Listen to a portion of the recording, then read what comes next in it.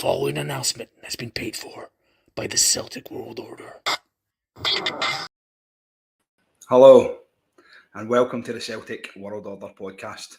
It's me, Paddy Boy, going out for my first live by myself. Can you believe it? I've been doing this for so long that this is the first time I've ever went out myself. So, do you know what, guys? We'll get straight down to it. As Steve always says, let's get down to business. Today, we're going to break down what was an outstanding Glasgow Derby.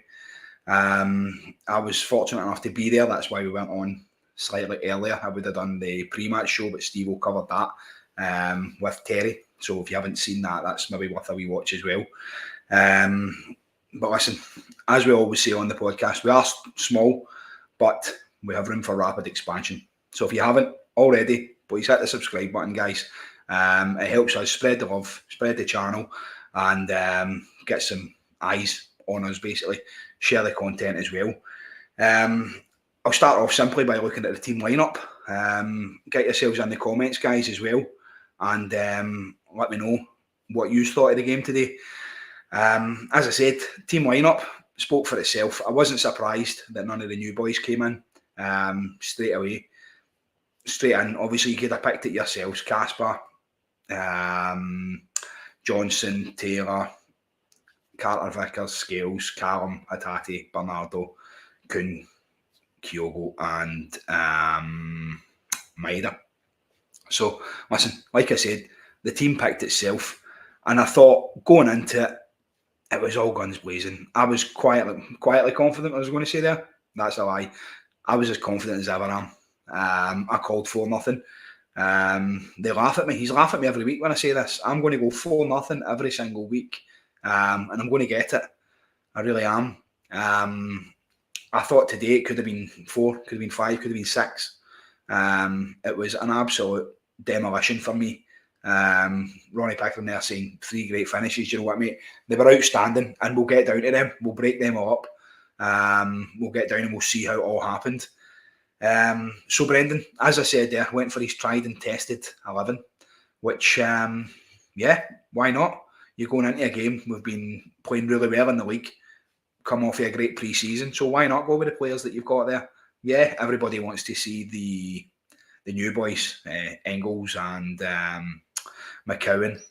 Of course they are, but it was nice to see these guys on the bench as well. I thought going in straight away, we kind of come out of the traps. We were fast, we were pressing. The high press was excellent. I was very, very pleased with that. It's very nice to see. Like we spoke before, we said it's a Brendan team, and you see that. You see this high press, pressing for the ball, and it's a joy to watch. So get down straight into it. Kyogo, after 10 minutes, Callum McGregor plays the ball through for Kuhn. Kuhn beats the defender for pace, puts the ball across. Kyogo into the back of the net, 1-0. We were there. Like I said, absolutely, place erupted. Brilliant. Didn't seem offside for where I was sitting, but then I was behind the goal. So you can take that with a pinch of salt. But I don't know what you guys thought of it. I've not seen a split screen or anything, or the offside, the VAR lines or anything like that. I don't know what you guys thought. Was it offside? Was it clear? Was it one of these dubious ones? Again, let me know in the comments. Willie's commenting there, he did say 3-0. He called that the other day. After the Kyogo goal getting chopped off, it can go either way, can't it? You can, sometimes you see them maybe getting a wee kick on from it. They got the ball, but most of their possession, I would say, was their back four. They just seem to play the ball across. Jack Butland probably the most touches for their team, and to me, that's absolutely fine. You want to keep the ball there, you keep the ball there, mate. That's absolutely sound. It was easy street, I felt. I thought the press by Celtic, like I said, defensively, midfield was outstanding. Everybody was pressing, taking the ball. Bernardo, probably the best I've ever seen him in a Celtic jersey. I don't know what you guys think, but I thought today Bernardo was absolutely, he was a 10. He was phenomenal. But again, we get down, Kuhn and AJ as well, that right-hand side, perfect. The two of them were just playing off each other, and it's an absolute joy to watch. When Kuhn gets the ball, AJ's always bombing past him, and it just gives an extra option, and it gives Kuhn the option to obviously pull in, and he's got the ability to beat 2 or 3 players and obviously get the ball back across. But for the first goal, we see the ball getting dinked over towards AJ. AJ gets to the byline, puts a cracking ball across, and who else is waiting there but Rangers' nightmare, Dyson Maeda. What more can you say about this guy? He runs and he runs and he runs, and he absolutely loves a goal against them, doesn't he? Great start again. Stadium absolutely erupted. It was phenomenal. It was an absolute joy to be there. Brilliant start. 1-0 after 17 minutes, I think it was. Great pressing, great quality, and I really enjoyed it. I really did. Up until that point, we were bossing it. We really were. Did Rangers come back into the game? No, not really. I thought the first half was mostly Celtic pressing. I thought all of the guys played to the pinnacle of what they could. I really do. Somebody saying in there, the VAR lines photo was at a stupid angle. Bernardo was solid. Yeah, I see that there, Ronnie. That's... I've not, like I say, I've not seen the VAR lines, so I can't really comment on that. But to me, it kind of looked onside, that it looked very tight, at least for the first one that got cut off. I just felt like the first half was just full of complete domination. The midfield, as I said, Bernardo, phenomenal, best I've seen in there. Could this be what we've got to expect now that Matt O'Reilly's away? Yeah, I would think so. I think now he's got the chance to push on. He's got Arnie Engels in there, and Bernardo's wanting to solidify that slot for himself. He knows that Celtic aren't going to go out there and spend £11 million on a replacement for him to essentially just step back and go, right, on you go, pal. Go into the position that I've been fighting for. Bernardo's not going to do that. He's a young guy. He's promising. We've said it before. Under Brendan Rodgers' management, I really do believe that he will go on to become probably one of the best midfielders that we've had. I've said it on here previous times. He's a Portuguese under-21s captain as well. Now, they don't make you captain if you're not a decent player, let's be honest. So I'm very impressed with how the young lad started. He always does a job against Rangers as well. Let's just think back to the cup final where he hits the shot that eventually leads to Adam Ida's goal. The previous one, I think he gets a goal in that as well, and another assist as well, I believe. So he just loves playing against them, doesn't he? Very nice to see. And for me, that's what you want. That's what you want from your midfield, to basically do that, to step up and be like Matt O'Reilly was, be like Bernardo was, stepping into that role that was held by Matt O'Reilly and making it his own. Because like that, there's competition now for these spaces. Also on here, we are guilty of giving Greg Taylor and Liam Scales a bit of stick. But do you know what, guys? Phenomenal. Absolutely outstanding. I thought Liam Scales today played an absolute blinder of a game. Every time the ball came in, it was there. With a few absolutely cracking tackles, a few cracking challenges. It was brilliant. Absolutely brilliant. And I've spoken on here about it before, and if you've watched, you'll know. I talk about Greg Taylor drifting off, and at one point being in the right mid and centre mid positions and stuff like that. I seen that today, but I seen it from a different angle. When he went out, when Taylor moves up into the centre of the park, Scales drops back to left back, essentially, and then Carter Vickers in the middle and Johnson at the other side. So these guys were sitting there, and they're sitting as a back three, and it was absolutely solid, even as a back three, and then with the extra man in midfield with Greg Taylor. So it worked, and I was kind of taken aback by it a little bit, because I've been calling him out on it every game, and it was nice to see it. It was nice to actually see it for that perspective, to see him going in there and adding an extra bit into the midfield. So I was quite impressed by that. I just hope it doesn't get us caught out. I think obviously getting into Europe and things like that, that may cause issues, and it would be nice obviously to keep that solidity for getting in there. So anyway, on that, we're getting in. Bernardo's had an absolute cracking first half. We get to 40 minutes. Greg Taylor, as I spoke about, pops the ball in towards Kyogo, and he must be, 30 yards out? I don't know if you've seen his interview as well. He says he looked up and couldn't see a goalkeeper, so he just thought, I hit it, and he scores. Unbelievable strike for Kyogo. Like we said, probably I think it was about 30 yards out. He looked at it anyway. Stunning strike. But what's Butland doing? I don't know what the keeper's doing. They're absolute superstar. He was away at the other side of the goal, I think, wasn't he? My wife had said it takes about 5 working days to actually get across the face of goal, which, do you know what, it's good for us. 2-0, Kyogo, brilliant strike. Loves a Derby Day goal, doesn't he?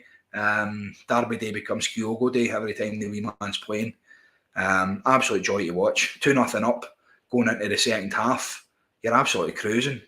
And it's the usual. I'm kind of going in there and you're thinking, right, time to kick on. And the guys round about me, they've got the negative heads on, and it's like, oh, this is the dangerous bit. This is when we come out and we get lackadaisical and we start losing a wee bit of possession and things like that. But you know what? Half time, the new boys came out to train, running about, and it was good to see that. And I was obviously looking down at them. But what I did notice, there was no Rangers team out. There was no Rangers subs warming up at half time for the first 10 minutes. So they were obviously in the dressing room. I don't know why that was, whether Clement's had them all in there, giving them the riot act, probably. I don't know. But then, about 5 minutes left to go in half time, the players started to kind of come out, the subs, and they'd done a slight warm up. But there was no coach out with them as well, which I found quite strange. I don't know about you, but I thought that was quite weird to see. So anyway, we kicked on. We come out, start the second half, and absolutely phenomenal. I don't know what you guys thought of it, but the start to the second half, Rangers did come up a wee bit, but there was still nothing from them. There was absolutely nothing. Celtic were solid. We were absolutely like a brick shit house in there. We were just, there was nothing getting by us. Absolutely nothing. For me, like I said, guys, it was easy. What do you think? Tell me in the comments. Help me out here. I thought for a start, what have I got? Guys like Callum, he was in there. It was just, he could have played with slippers on. The tracking as well. Kyogo was tracking back. Kuhn was tracking back. Dyson was everywhere. It was just an absolute joy to watch. So for me, we're sitting there and you're thinking this is going to be 4-5. I thought I would get my 4-0 at that point.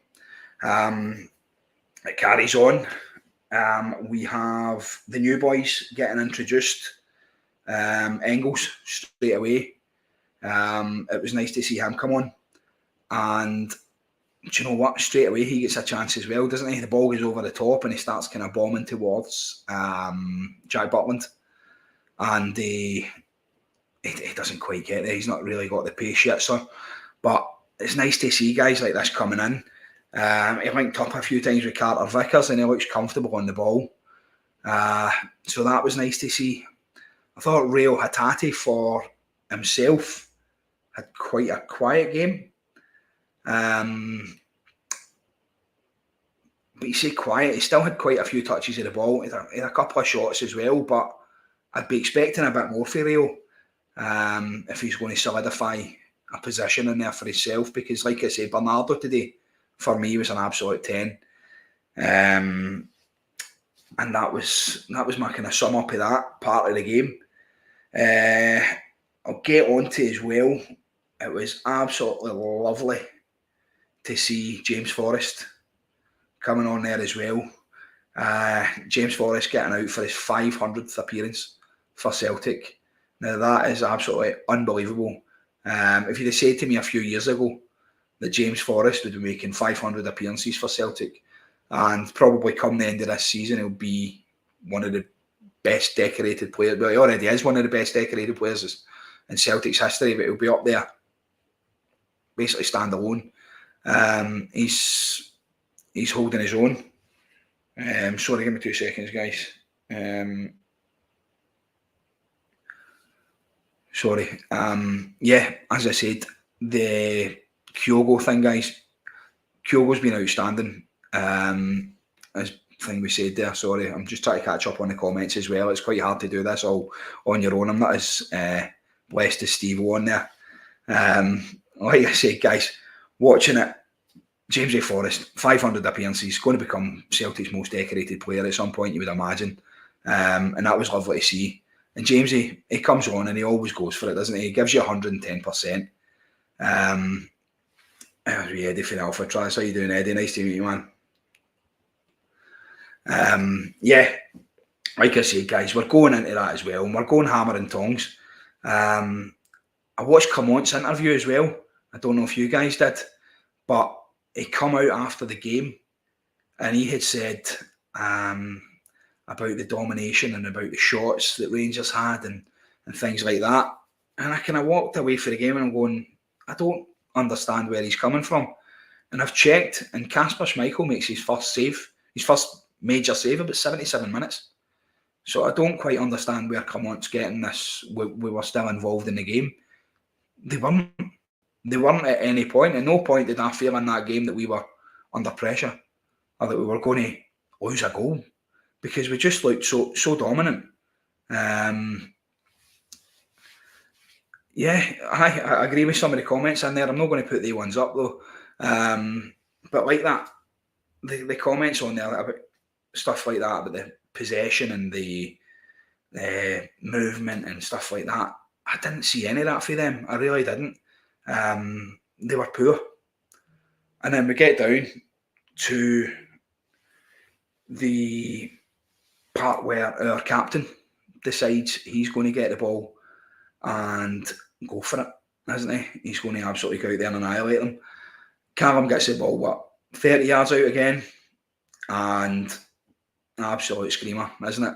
Let's be honest, it's an absolute belter. Callum takes the ball and absolutely smashes it right into the top corner. Screamer of a goal. 3 weeks, 3 screamers. Goal of the month this month's going to be pretty good, isn't it? I think it's just going to be a montage of Callum strikes. You can take your pick of what one you want. Again, for me, guys, I didn't really see anything else coming for that. Ida come on after that. McCowan come on. Again, Ida done a bit running about. McCowan, it was nice to see the young lad get his chance, wasn't it? He came in there and yeah, I like that for Joe there. It's going to be a montage of just Celtic goals. It is, 100% Joe. Like I said, Ida and McCowan come on. They've done decent as well. It was nice to see McCowan get his chance in there, like I said. He comes in, he does his little bit. It's basically a cameo run out, isn't it? Rangers do have a few more chances towards the end. One of them where Kasper makes an absolute outstanding save in there. And that was met by a massive roar by the crowd as well. If you're one of the new boys coming in and you're watching that, you're sitting on the bench or you're just coming on to that noise at Celtic Park today, then that's an indication of what you're coming into. And if that's not going to help you push on at that club, then I don't know what will. For me, I mean, I sat there today and the stadium was moving. It was absolutely bouncing. And I've been to some cracking games over the years. That was one of the best atmosphere-wise. You could actually feel it. You could feel it in the air. When Callum hits that one into the back of the net, the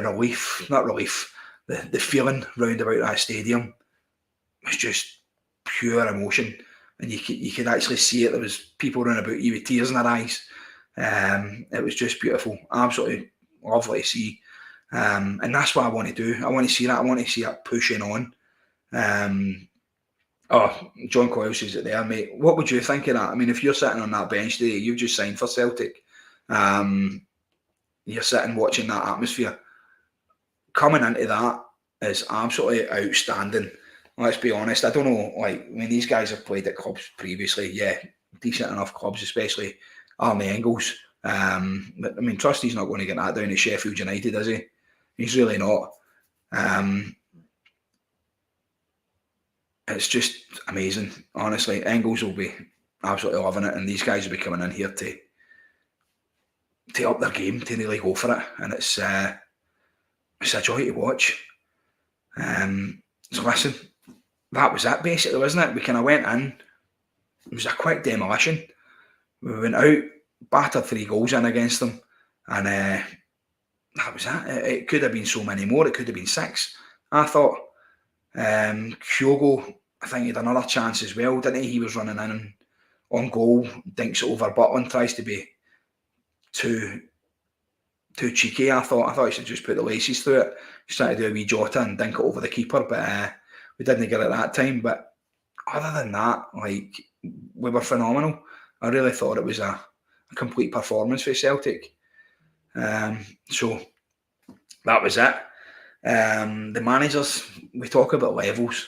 Brendan come out and he spoke about the atmosphere. He spoke about the movement of the players. He spoke about the high press. He spoke about basically his team and how they were doing everything that he was wanting to do. So that was, for me, really good to see. And then you see it for the other side of the city. You see Clement coming out and giving it, oh, but we had this, but we had that, blah, blah, blah, blah. You didn't have 3 goals, mate. And that's the be-all and end-all of it. Goals win games. Wilson said there about Hatate missing a sitter as well. I did see that one.